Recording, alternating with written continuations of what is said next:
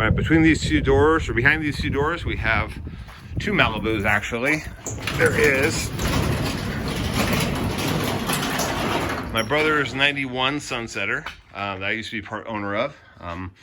My small portion, so they said my portion was the bottom because it would get wiped out. I had to replace it. And then this is my newer one, which is a 98 Sunsetter. Love them both to death. The 91 is carbureted before they started doing fuel injection. Same block though, Chevy 350 block. The 98 has a Monsoon 325. It's made by Inmar. Inmar, good engines. They have some good design stuff. You'll see like when we do the impeller, great positioning of that, easy to work on. It does require 89 octane.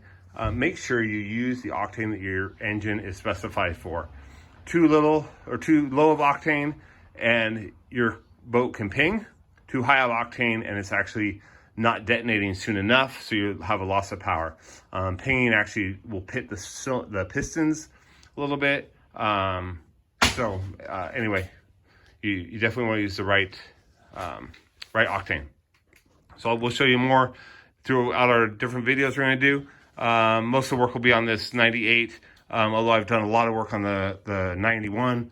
It is points and all that kind of stuff, so I've done all that jazz too on that. But we'll show you more throughout our different videos.